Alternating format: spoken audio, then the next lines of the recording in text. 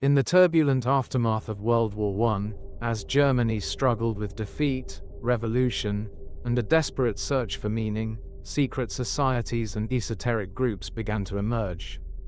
Among these groups was one that would become shrouded in mystery, myth, and controversy, the Thule Society. Today, we delve into the origins, activities, and enduring legacy of this secretive organization that some claim influenced Nazi ideology. This is the story of the Thule Society. The end of World War I left Germany politically and socially fractured. Economic ruin, national humiliation, and revolutionary upheavals provided fertile ground for radical ideologies to take root. Amid the chaos of the Bavarian Soviet Republic and the subsequent counter-revolutionary movements, a number of nationalist and anti-communist groups emerged, many of them imbued with a longing for a mythic past. The idea was to revive an ancient, pure, Germanic identity, a vision that would later be encapsulated by the term Völkisch. In this climate, secret societies offering esoteric knowledge and occult interpretations of history began to gain traction. One such society was the Thule Society, which emerged in 1918 in Munich, presenting itself as more than just a political club.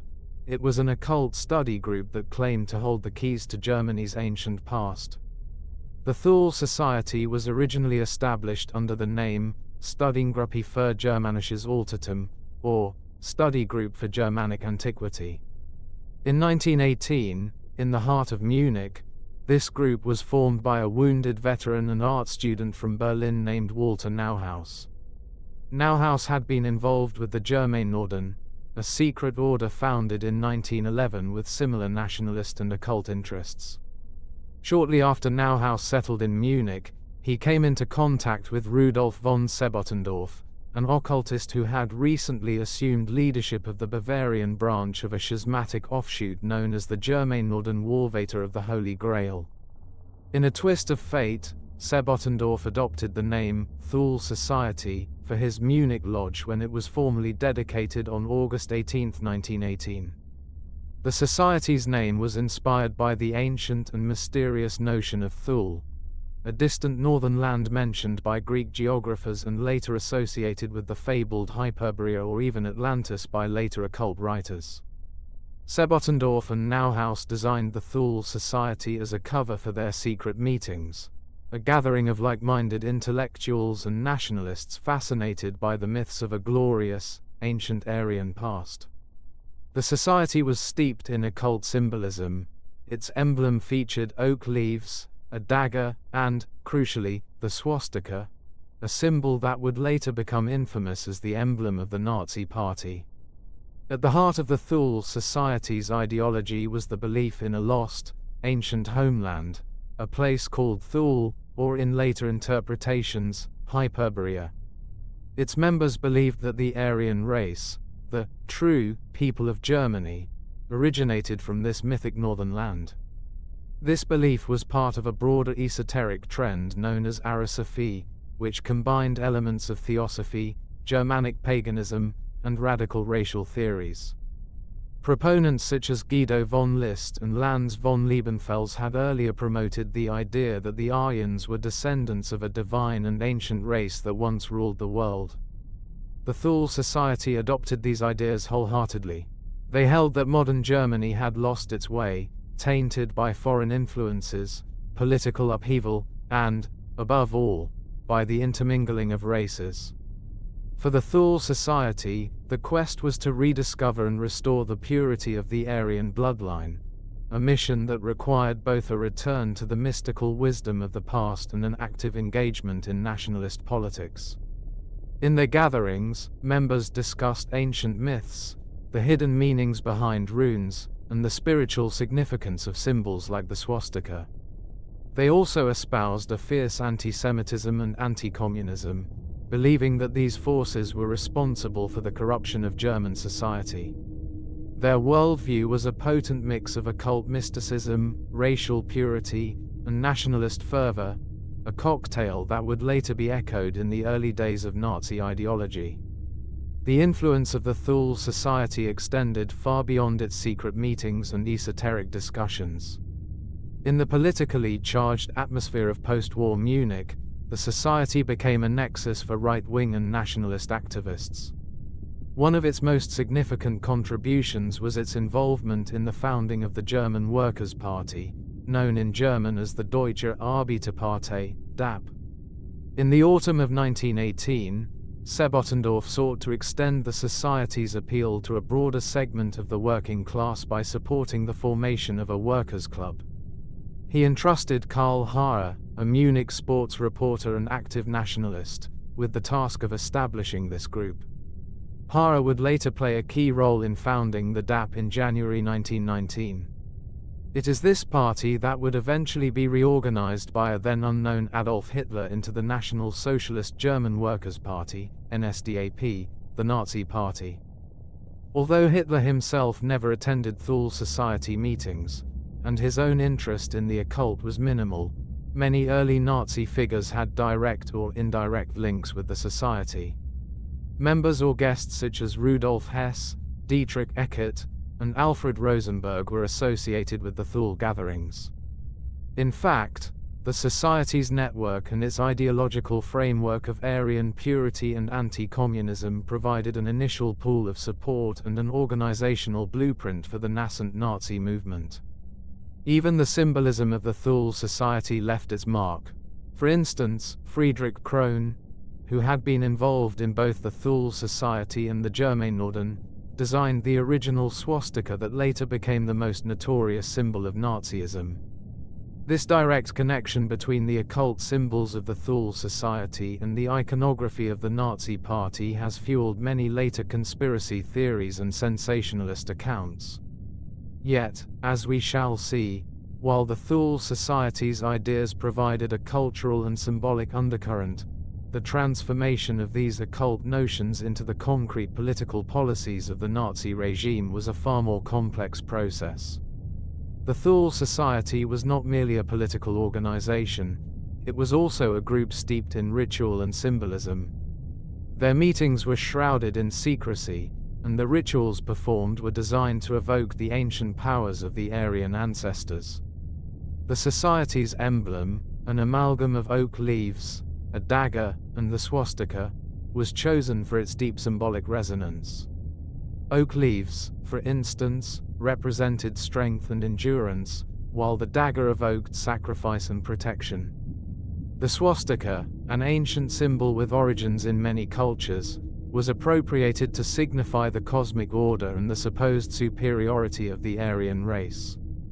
These symbols were not arbitrarily chosen. They were rooted in the esoteric traditions of Aristophanes and Germanic mysticism, which sought to trace modern Germans back to a divine and ancient heritage. Members of the society would study runes, mystical characters believed to hold secret knowledge. They discussed the hidden meanings encoded in these symbols, interpreting them as keys to understanding the past and predicting the future. This intellectual and ritualistic exploration of symbols served two purposes. First, it offered a sense of continuity with a mythic past, providing comfort and identity in the face of modern disillusionment. Second, it laid the groundwork for the later use of similar symbols by the Nazi regime, where the swastika became an omnipresent reminder of a distorted vision of Aryan destiny. In addition to these studies, the Thule Society was involved in more practical political activities. They published propaganda, organized rallies, and even engaged in confrontations with left-wing groups. During the brief but turbulent period of the Bavarian Soviet Republic in 1919, Thule Society members were accused of infiltrating the revolutionary government and were implicated in acts of sabotage. Some members were arrested, and tragically, a few were executed by the revolutionary authorities. These early martyrdoms were later mythologized by right-wing nationalists as the first sacrifices for the revival of Germany. Despite its early promise and its influential role in the formation of the German Workers' Party, the Thule Society was relatively short-lived. By the early 1920s, the intense political and social pressures of post-war Germany, along with internal conflicts and the shifting priorities of the nationalist movement, took their toll. In 1919, during the upheavals of the Bavarian Soviet Republic, police raids on the Thule Society's meeting places uncovered membership lists and documents, leading to arrests and executions of some of its members. With the collapse of the revolutionary government and the restoration of conservative order, the Society's raison d'etre began to fade. As the political landscape shifted, its members found new avenues for their nationalist and anti-communist ambitions.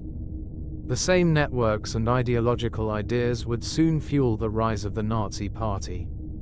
By the mid-1920s, the Society had largely disintegrated. Rudolf von Sebottendorf, who had been one of its leading figures, left Munich, and the Society's activities dwindled. Even though Sebottendorf attempted a revival in 1933 with the publication of his book Bevor Hitler kam, Before Hitler Came, the Nazi regime, now in power, was wary of any independent esoteric organizations. The Thule Society was seen as politically subversive and was officially suppressed. Today, however, the Society's name lives on in the realm of myth and conspiracy theory. As decades passed, the Thule Society became a magnet for myth-making.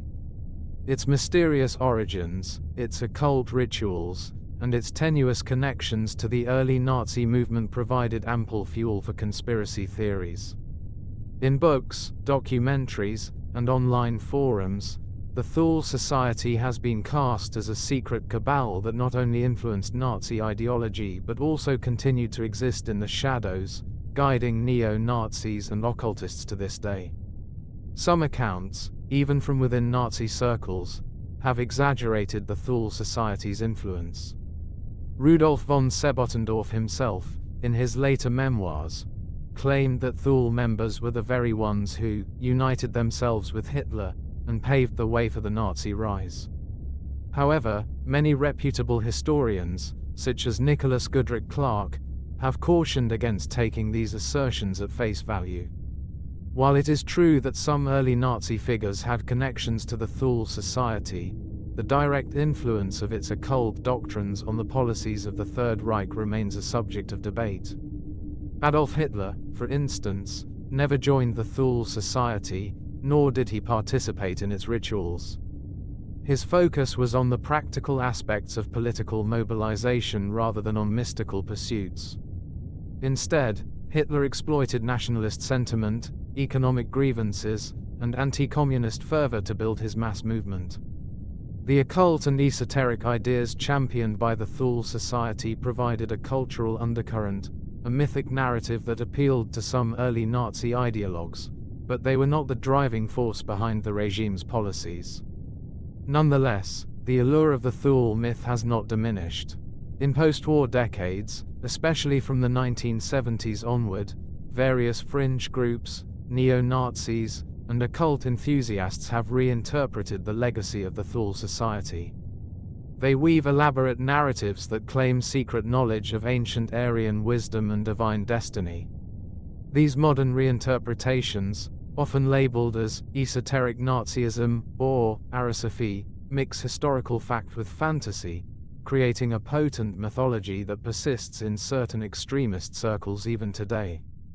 To fully understand the Thule Society, we must also consider the broader intellectual currents of its time.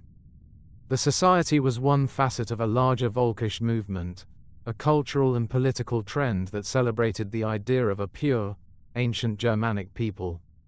This movement was deeply intertwined with Arasophy, an esoteric doctrine that combined Germanic paganism, mysticism, and radical racial theories. Arasophy, popularized by figures such as Guido von List and Jörg Lanz von Liebenfels, held that the Aryan race was descended from a divine, ancient people. These ideas, infused with mysticism and the symbolism of runes, provided a pseudo-scientific explanation for racial purity and superiority. The Thule Society adopted many of these beliefs, further fueling its anti-communist and anti-Jewish rhetoric. This blend of occult ideas and nationalist fervor was not unique to the Thule Society. it was emblematic of the broader zeitgeist of post-war Germany. Intellectuals and political radicals alike were searching for an identity, a mythic past that could offer hope and direction amid the ruins of war.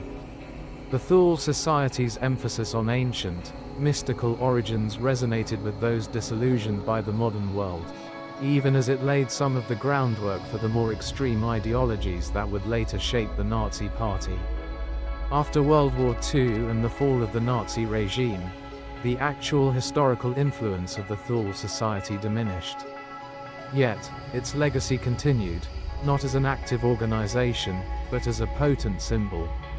Over the decades, the Thule Society has become a central element in the modern myth of Nazi occultism.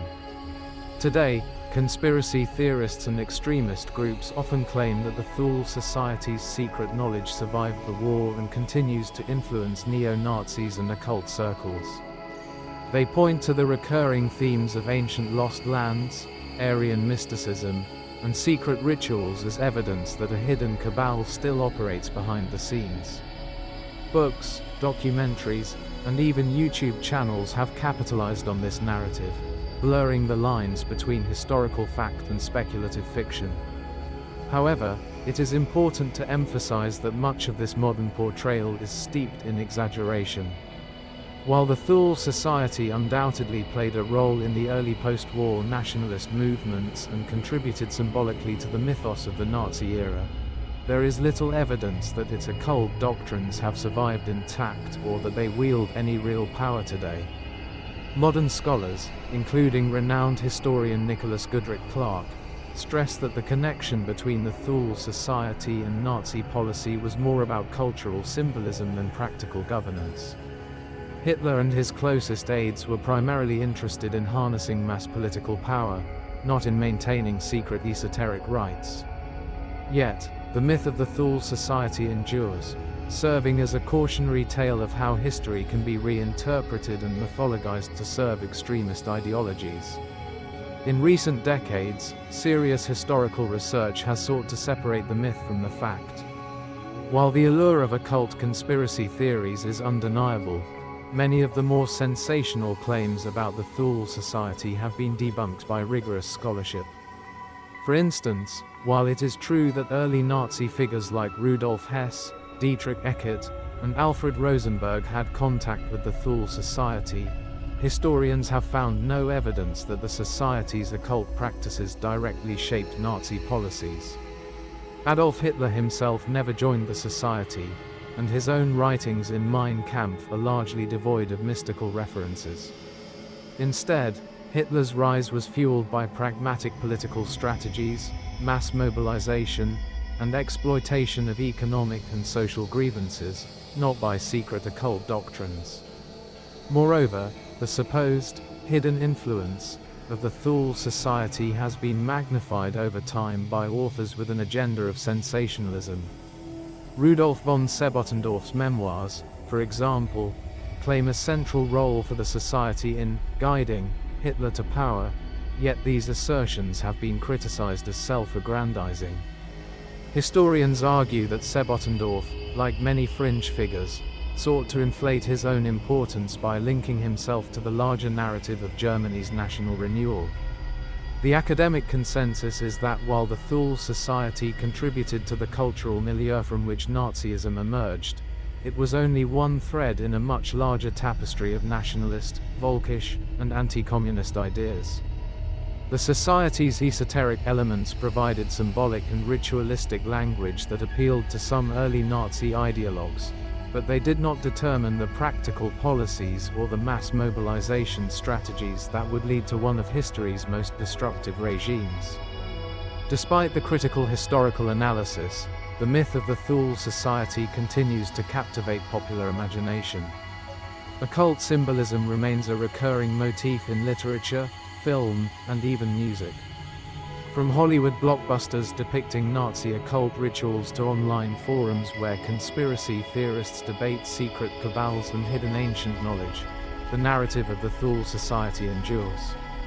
In the realm of neo-Nazism and extremist ideology, elements of the Thule myth have been repurposed. Modern esoteric neo-Nazis often invoke symbols like the swastika and the runes, and they adopt language steeped in Aryan and Volkish mysticism. For them, the Thule Society is not just a historical footnote, it is a symbol of a lost, pure heritage and a rallying cry for a mythical Aryan revival. These ideas, though rejected by mainstream historians, continue to circulate in fringe circles and on digital platforms, fueling extremist narratives and hate speech. Cultural critics warn that the persistence of such myths is dangerous. By mythologizing a secret society that once existed only briefly in the chaos of post-war Germany, extremist groups can cloak their racist and xenophobic ideologies in the trappings of ancient wisdom and mysticism. In doing so, they create a narrative that makes their hateful beliefs appear timeless and inevitable, an ideology that, if left unchecked, can resurface in new forms. The story of the Thule Society is a multifaceted one. It is a tale of post-war desperation, of intellectual currents searching for meaning in the ruins of an empire, and of the dangerous intersection between occultism and nationalist ideology. While the society itself was short-lived, its legacy has been magnified over the decades, often beyond what historical evidence can support. This mythologizing is a reminder of the power of symbols and narratives. In times of crisis, people are drawn to stories that promise a return to an idealized past or a hidden truth that explains the chaos of the present. The Thule Society provided such a narrative, a vision of a lost, pure Aryan heritage that could redeem a nation in turmoil. But as historians have shown, the reality was far more complex. The society was one among many influences, and its occult doctrines were more symbolic than practical in shaping political power. As we reflect on this history today, it is essential to understand not only the facts but also the processes by which myths are created. The allure of occultism, when mixed with political extremism, can give rise to dangerous ideologies that persist well beyond their historical origins. Recognizing these patterns is crucial in combating the resurgence of extremist beliefs in our modern world. In conclusion, the Thule Society stands as a complex symbol in German history, a secret society born out of the desperate and chaotic years following World War I, whose occult rituals and nationalist ideology contributed, in part, to the cultural milieu that produced the Nazi Party.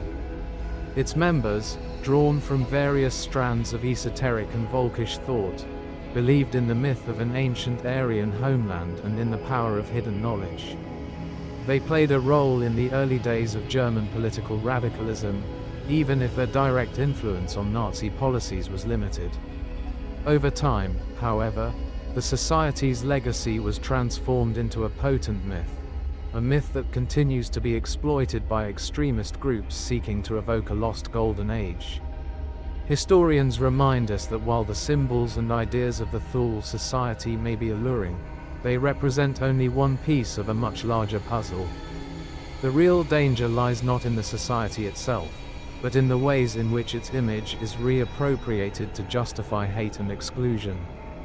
As we peel back the layers of myth and legend, we come to understand that history is not merely a collection of mysterious symbols and secret rituals. It is the story of human struggle, of ideas evolving and sometimes distorting under the pressures of social, economic, and political change. The tale of the Thule Society challenges us to look critically at the narratives we inherit, and to ensure that the lessons of the past guide us away from the shadows of extremism and toward a future built on truth and understanding. Thank you for joining us on this journey into the occult roots of Nazi ideology and the enigmatic legacy of the Thule Society. If you found this video insightful, please like, comment, and subscribe to History Unveiled for more deep dives into the hidden corners of our past.